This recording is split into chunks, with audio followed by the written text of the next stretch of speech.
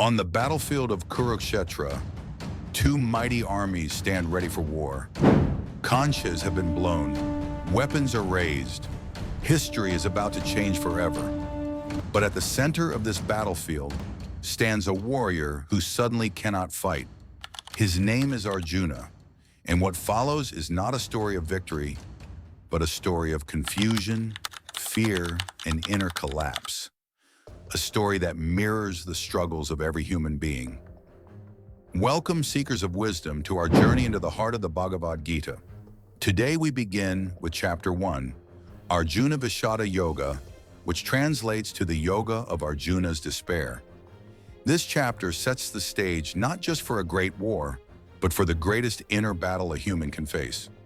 On the sacred field of Kurukshetra, where Dharma meets destiny, two great armies stand ready for battle. On one side we have the Pandavas, led by the righteous prince Yudhishthira.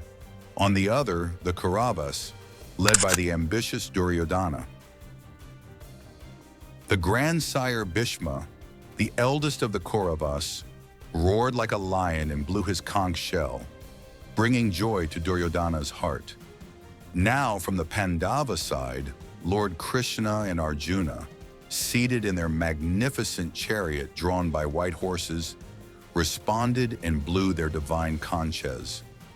Krishna blew the Panchajanya, Arjuna his Devadatta, and Bhima, the mighty warrior of terrifying deeds, blew the great conch Pawandra.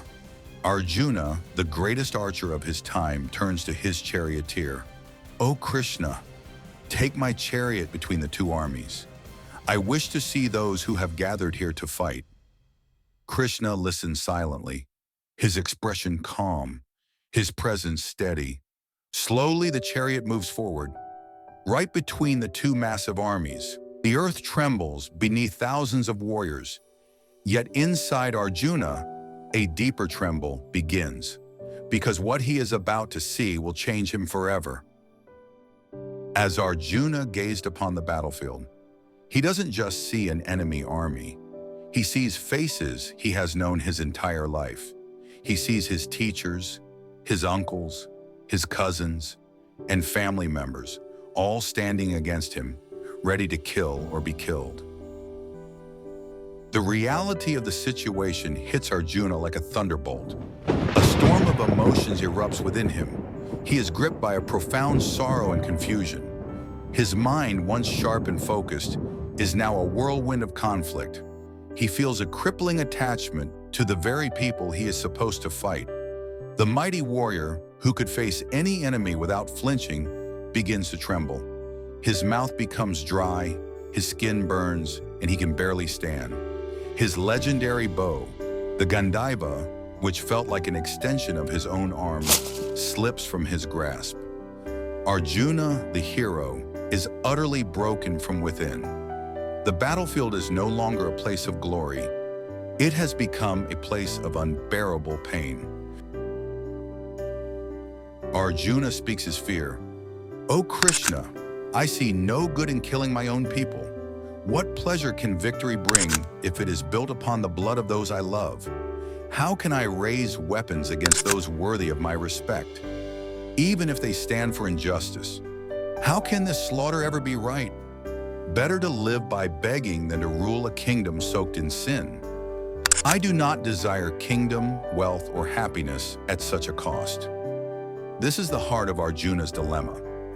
Dharma versus attachment, duty versus emotion, a conflict every human being faces when decisions become painful. Krishna listens without interrupting. He does not judge. He does not argue. His calm presence contrasts sharply with Arjuna's inner storm. Sometimes wisdom begins not with answers, but with deep listening. Then, in a moment of complete surrender to his grief, he sinks down into the chariot, his spirit defeated, and declares, "I will not fight." His bow lies abandoned at his feet.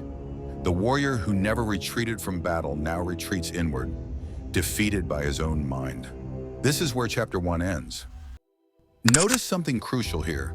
This chapter offers absolutely no solutions. It doesn't give any answers. Instead, it powerfully presents the problem. The problem is the human condition itself. Arjuna's breakdown is a mirror to our own struggles. When we face career pressure, family expectations, moral compromises, fear of hurting others, we too freeze. We too feel lost. Like Arjuna, we stand between choices, not knowing what is right. It reveals that even the strongest, most skilled individuals can collapse mentally when faced with an unbearable emotional burden. Arjuna is not just a warrior prince. He represents every one of us when we feel lost, confused, and overwhelmed by life's challenges. This chapter reminds us that it is in our moments of greatest weakness that we have the potential to find our greatest strength.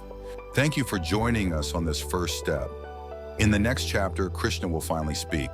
We will see how Krishna starts to address Arjuna's profound sorrow and guide him from despair to dharma. Subscribe and walk with us through the timeless wisdom of the Bhagavad Gita. Stay blessed and see you next time.